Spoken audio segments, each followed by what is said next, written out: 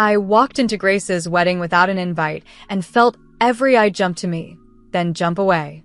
The church in New York was old stone and soft light, a place where people murmur like the walls can hear.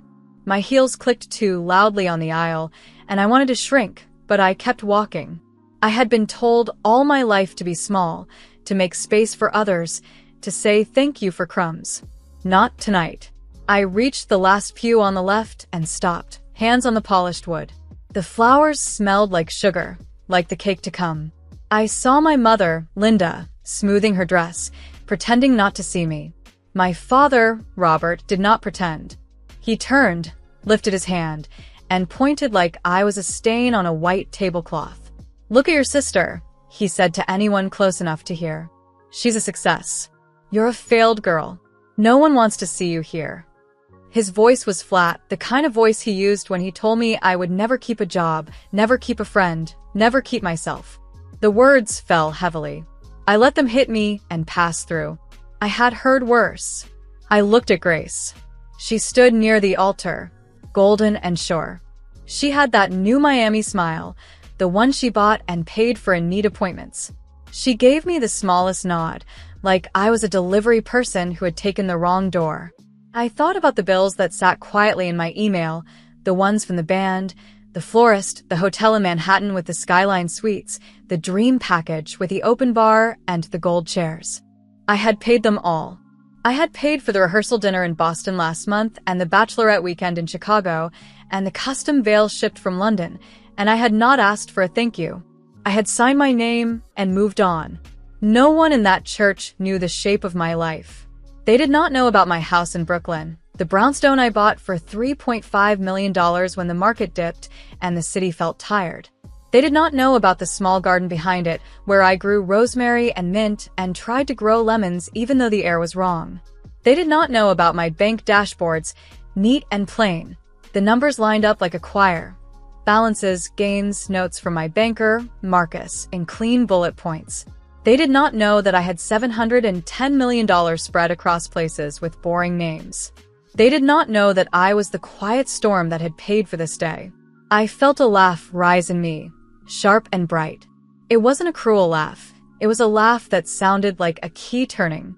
I thought of the nights I had worked when the city slept, eyes sore, fingers cold, tracing terms and risk and upside, buying what others sold, selling what others clung to. I made calls. I waited when waiting was the work. I was not a lucky girl. I was a patient woman. I had made money in dollars, some of it from people who never learned my name, who thought I was a man because my emails were short. I had learned to let them think whatever made them feel tall. Dad kept his finger up like a signal. The usher shifted, unsure if he should move me, like I was a wrong note in a song.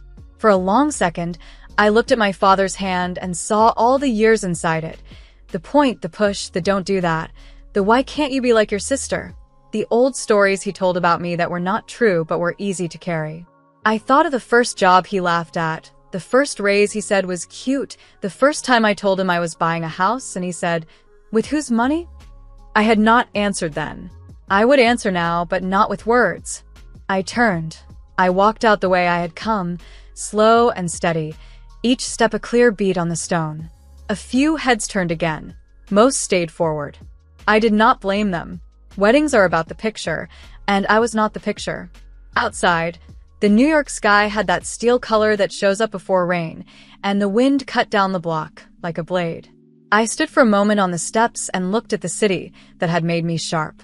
I loved it, and I didn't. It was like family that way. It gave, it took, it taught, and sometimes it lied. A black car was idling at the curb for someone else. I lifted my hand, and the driver waved me in. "Where to?" he asked. His name card said Daniel in neat print. His accent sounded like the Midwest, flat and kind. "Downtown," I said. "Brooklyn Bridge, then Carroll Gardens." I liked to cross the bridge when I needed to think. It felt like leaving and returning at the same time. The car pulled into traffic, and the city opened in slow frames. A deli with a man stacking apples, a girl in a white dress carrying flats in her hand, a cluster of tourists pointing at a bus like it was a boat. I took a long breath and felt the weight leave my shoulders. In the glass of the window, My face looked calm. I thought, this is the last time I will take that kind of hit and stay in the room. We drifted onto the bridge. The river was a dark ribbon, and the wind polished the water into scales. I remembered the London rain on my coat years ago, when I had walked along the Thames and promised myself I would build a life that could not be pulled from under me. I had kept that promise. I had done it in America with American grit, and I had paid for it with long days and long silence. People see a woman alone and call it sad. I see a woman alone and call it free. I smiled at that, a small smile that stayed. By the time we reached my block, the rain had started, soft and careful, like it didn't want to ruin the night. My house waited with its quiet face and its tall door. I tipped Daniel in cash, dollars folded once, more than he expected. For the rain, I said, and for the drive. He thanked me, and I went up the steps and let myself in. The air inside smelled like lemon oil and paper. On the kitchen island sat the silver laptop that had changed my life more than any blessing from my family ever had. I set my clutch down and took off my shoes. My phone buzzed on the counter, a text from an old friend, Maya. Are you okay? I looked at the screen, then at the dark window, where my reflection stood strong and alone, and I answered, I am now. I let the door close behind me and stood in the quiet of my Brooklyn house, the kind of quiet that makes your breath sound loud. The kitchen lights washed over the marble island, and I set my clutch beside the silver laptop that had carried me farther than family ever did. This house was mine in the most simple way. I had wired $3.5 million and signed a deed. Oak floors, tall windows, a lemon tree in a clay pot on the balcony that I named Joy because she tried so hard in the wrong climate. I touched her small leaves, then opened the laptop. The marble felt cold under my wrists, like a steadying hand. My inbox was its normal careful stack. At the top was the morning brief from my banker, Marcus Rivera, who favors short lines and clear numbers. Below it sat a flagged note from my lawyer, James Whitaker, who writes like a man who still believes in letters on paper. James had gathered 3 fresh requests from Grace, a down payment for a condo in Miami, a car upgrade in Chicago, and a luxury flight package to San Francisco for a honeymoon they'd remember forever. He had added a soft caution in the margin. Are you comfortable sustaining these gifts? Which was his way of saying, you don't owe them this. He knew I would pay. I always had. I paid because money to me was easier than words, and because dollars bought a silence that love could not. Not tonight. I opened the dashboard that showed the network of accounts like streets in a perfect map. Balances lined up in clean rows, each with notes I had written to myself. Park here, move by Q3, cap at $15 million, rebalance 60/40ths. The numbers were simple. The feelings were not. I moved through the list with a calm, I save for storms. First, the cards are tied to my family. I saw the names in small gray text, Robert's fuel card, Linda's boutique line, Grace's lifestyle account, and closed them in order. Confirm, confirm, confirm. Then I ended the auto-pays for their phone plans, their club dues, and the cloud storage Grace used to back up photos of her new kitchen. I canceled the tiny streaming bill Dad liked to brag about paying, and I smiled when I hit end. I froze the trust that sent Grace $25,000 each month with the note sister stipend, a phrase that had felt cute once and now felt like a lie. When it was done, the dashboard looked like a cleared field after snow. In 5 minutes, I had changed the air in my own life. I sent James a line. All family-linked accounts closed. Trust frozen. Please update letters. And put my laptop to the side. I stood at the window and watched the rain bead down the glass. The city outside kept moving, sirens and tires, and the hum I know by heart. Inside, I felt still, like a new page had been placed in front of me and my pen had been set down with care. My phone buzzed. Maya, are you sure you're okay? I told her yes. She said, dinner? She always offers food when I'm hurt, because she believes in warm plates and chairs that face each other. I love her for that. Not tonight, I wrote. I'm leaving. She sent a heart and then a line that made my throat tight. Proud of you for choosing you. I walked through my house and checked the rooms as if I were a guest who had borrowed them. In the front parlor, the long blue couch faced 2 framed photos of the Atlantic taken from a pier in New Jersey. In the study, a map of America hung above the desk, small flags pinned where I had made my first gains. A battered duplex in Cleveland I had bought for $82,000 in a winter so cold the pipes cracked. A foreclosed cottage near Savannah that I bought for $119,000 and sold 2 years later for $340,000 after sanding, painting, and planting a line of rosemary that grew like a promise. I had a flag in New York for my first million, and one in London for the first deal I closed in pounds, a tiny nod to Europe that made me smile. I did not keep trophies. I kept notes.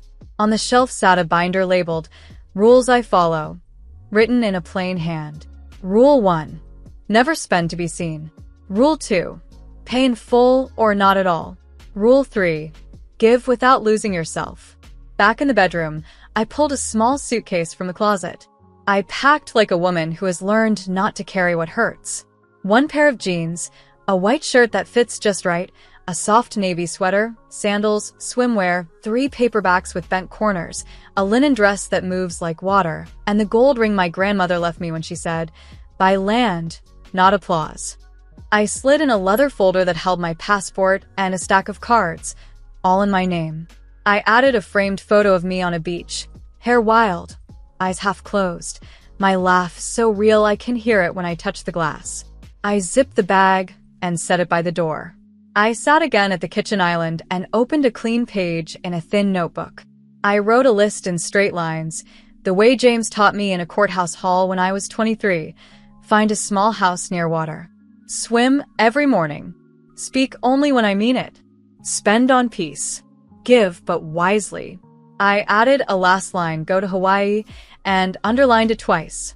America is large enough to start over inside it, and the word Hawaii felt like a key I had been holding for years.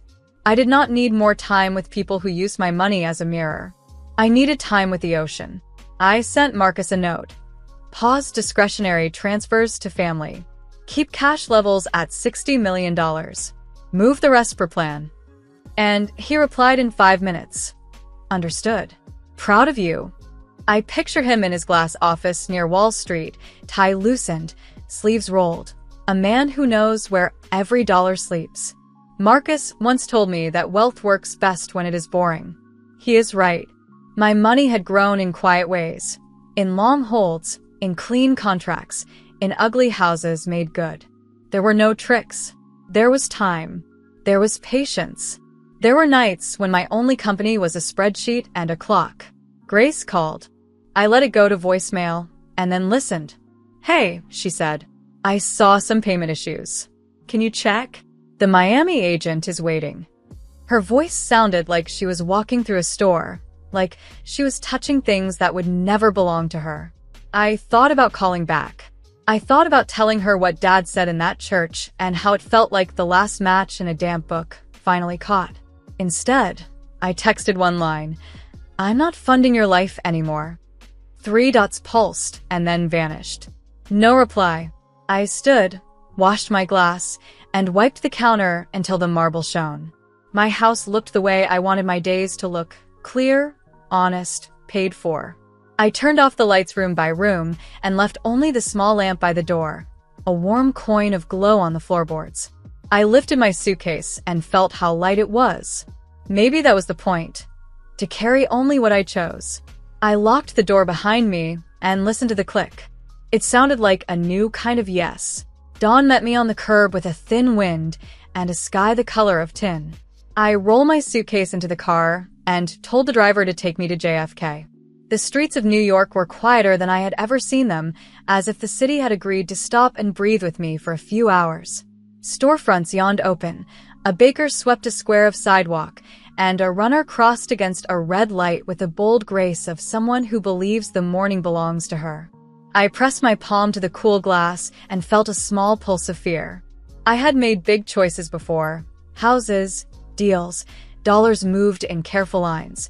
But this choice felt like stepping from a long shadow into a wide field.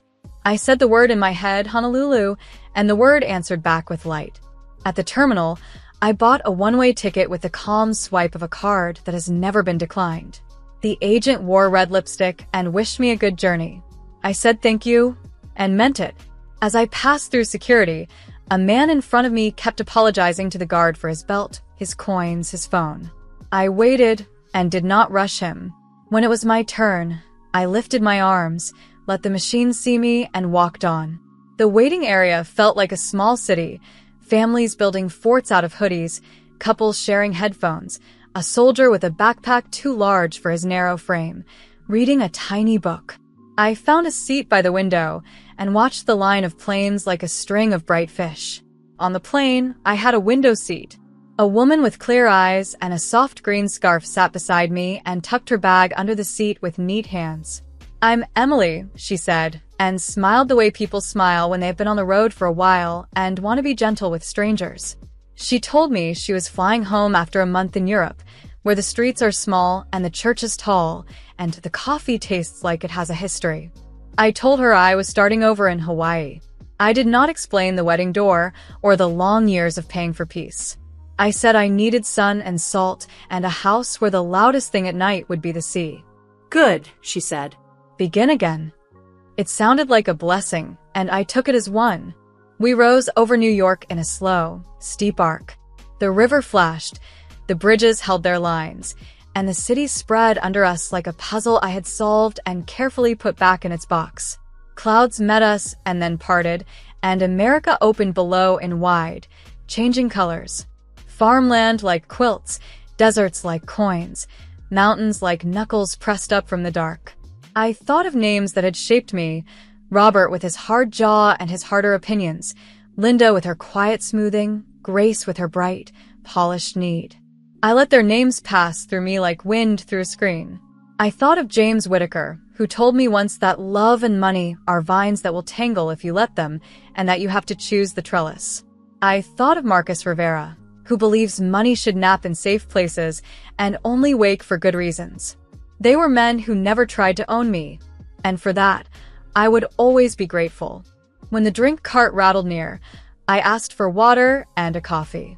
Emily ordered tea and a small packet of almonds, then told me about rivers in France, so cold they felt like a dare, and a gallery in London where the walls seemed to breathe. I liked the way she spoke, simple and true. In return, I told her about houses I had turned from wreck to refuge. A duplex in Ohio bought for $82,000 on a winter day when the street was a sheet of glass, a cottage near Savannah with cracked windows and a tired porch that now holds light like a bowl. I told her about dollars placed like seeds and the long patience it takes to watch seeds become shade. She nodded as if she could see each place as I said it. We did not talk about the number, $7-10 million, which sits in my mind like a quiet lake. We just talked about the work, the way a door feels when it opens for the first time after a long repair, the way a room smells when paint finally dries. Hours passed in the ordinary way that makes flying surreal. I wrote in my thin notebook, the one with the soft cover that fits in the pocket of my coat. I wrote about a small house near water, about swimming at sunrise, about speaking only when I mean it. I wrote that I would spend on peace and give, but wisely. I wrote that I would let Hawaii teach me how to be still. I thought about price without flinching, the plane ticket, the house I would buy, the fresh start that costs nothing and everything at once. I thought of pounds I once earned in London and how I had smiled at the conversion, as if it were a small riddle only I could solve. Money to me is not noise. It is a set of choices waiting to be made. I want those choices to sing. When the cabin dimmed and shade slid down, I rested my head against the window and watched the wing cut the light. Sleep came like a tide. In the drift of it, I saw my father pointing at me again, but this time his finger wilted into a leaf and fell. I saw my mother's hands smoothing a dress that would never lie flat. I saw Grace in a kitchen with tall white walls, reaching for a bill that would not arrive. I did not feel cruel. I felt clean. I felt like a woman who had finally placed her own name on the deed to her life. I woke to the soft clink of ice. The flight attendant smiled and asked if I wanted anything. "More water," I said, and she brought it like it mattered. Emily was asleep, her scarf a pool of green at her throat. I Open the shade an inch. The ocean looked like brushed steel rolling to the edge of the earth. Somewhere down there was the line that would become my porch view, the waves that would set the tempo of my days. I pressed my palm to the glass like I could touch the air that would soon be in my lungs. When the captain spoke, "We'll be landing in Honolulu shortly," the cabin stirred like a field of grass in the wind. People stretched and sat up and began to gather their small worlds. I tucked my notebook away, set my shoulders back, and felt the old city slide from my bones. Emily woke and smiled and squeezed my hand in a quick, friendly way. "You're going to be fine," she said. I believed her. We dropped through a bank of cloud, and then the island rose to meet us, green and gold and edged with white. I thought of the house I would find. Cedar siding, wide windows, a porch that faced the sea. I thought of wiring the funds without a tremor, dollars flowing like a river toward a home that would keep me. I thought of mornings when I would walk to a market and learn the names of fruit by taste, not by price. I thought of nights when the waves would speak in a voice older than any story told about me. The wheels touched down with a soft shiver. I felt it in my chest. We had arrived, and so had I. Hawaii met me with warm air that smelled like rain and salt. In Honolulu, I signed for a cedar house with wide windows and a porch that faced the sea. The price was $4.2 million, wired in one clean move from an account that never shakes. The realtor, a calm woman named Rachel, handed me the keys and said, "Welcome home." I believed her. The house had pale floors, a long table, and a blue couch that matched the morning sky. I kept the rooms light and spare, the way I wanted my days to be. I slept that first night with the doors open to the sound of waves. I woke at sunrise and walked down to the water. The ocean was silver at the edge and deep blue farther out, as if the day were being poured in. I swam an easy line along the shore and let my breath set the rhythm. Later, I walked to the market with a canvas bag and learned the names of fruit by taste, not by price. A man at a stall, Daniel from Boston, cut a slice of pineapple and said, "On the house." I paid anyway in dollars and he laughed. "You're stubborn," he said. "I'm steady," I said. By the end of the week, I knew my neighbors. There was an old surfer named Ben who had a white dog and a soft voice. There was a teacher named Olivia who grew herbs on her porch and traded mint for lemons from my tree. There was a carpenter named Aaron who fixed the porch rail without trying to sell me 10 other things I did not need. "You look lighter every day," Ben told me one morning as we watched the water roll in. I said, and felt the truth of it move through my chest like a small tide. In the afternoon, I set up my long table by the open doors and worked through a quiet list. I called James Whitaker in New York and asked him to finish the letters closing the old support lines. He said he already had drafts and would send them by evening. I called Marcus Rivera near Wall Street and asked him to lift the cash level to $65 million for a time, to feel the room around this new life. He said, "Done." The way men say it when they respect a choice. I paid the local taxes the same day, dollars moving like a calm river across America, and I felt proud of the order of it. Grace called from Miami on a Thursday. "My card isn't working," she said, as if the card had quit its job. I told her I closed the family accounts and paused the trust. She asked why, and I told her what Dad said at the wedding in New York and how those words had been the last straw laid on a long, slow pile. She was quiet for a long breath. "I didn't know it hurt that much," she said. "It did," I said. "But I also let it. That ends here." She asked if I hated her. "No," I said. "I love you. I just won't pay for the part of your life that keeps me small." A day later, I sent her a note, not money. I wrote that I would help with ideas and plans, but not with blind checks. I wrote that a budget can be a friend if you treat it like a mirror. I listed 3 steps, plain and short. Sell the second car. Pay off the small debts first. Call a counselor and speak the heavy things out loud. I told her I would read a plan if she wrote one. She did not reply, and that was fine. I have learned that silence is also an answer, and not always a cruel one. At night, the waves spoke like a metronome, steady and sure. I sat at the table with the porch doors open and wrote. I wrote about money and mercy, about houses and hearts, about the way America can make you and unmake you, and then make you again if you let it. I wrote about Europe, too, a little line about London rain, and the time I earned pounds and smiled at the quiet math of it. But mostly I wrote about the shore, this small house, this clean voice I finally recognized as mine. The pages are filled with simple words. I did not try to be grand. I tried to be true. One evening, Robert called from New York. The phone rang 3 times, then showed his name. I let it go to voicemail, then listened. His message was short. "Call me," he said, like a command. I did not. Instead, I wrote him a letter on good paper. I said I would speak to him if he could speak to me without the old point and the new shame. I said I was not a failed girl. I was a woman who built a life and paid for it in dollars and in time. I signed my name in a steady hand and mailed it. If he wants to meet me as I am, he knows where to find me. Days made a pattern I liked. Swim, market, work, walk, write, rest. I learned the water by color and the wind by sound. I learned which nights the stars felt near and which mornings the birds began before the light. I kept the house simple and cared for. I repaired a hinge, oiled a door, and ordered a rug that felt like soft grass under bare feet. I chose each thing with care, the way I now choose each promise. Peace can be plain, plain can be beautiful. I have the money to fill rooms, and I choose space. When I missed people, I called Maya in Manhattan and Emily in California, and we talked like women who know each other's real names. We did not talk about totals. We talked about good coffee, hard days, small wins, and the work of being kind to ourselves. When I missed noise, I walked into Honolulu and let the city remind me that life does not stop just because I changed mine. I tipped in dollars. I listened to street music. I walked home before dark and watched the porch light turn the steps gold. Here is my truth, written plain so I cannot forget it. I was called failed, and I walked away.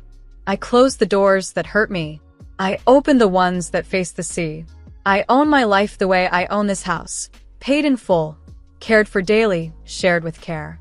If you ever meet me on this shore, you will hear me say it without heat or haste. I left, I learned, and I am free. And when the tide moves in and out like a long breath, I answer it with my own.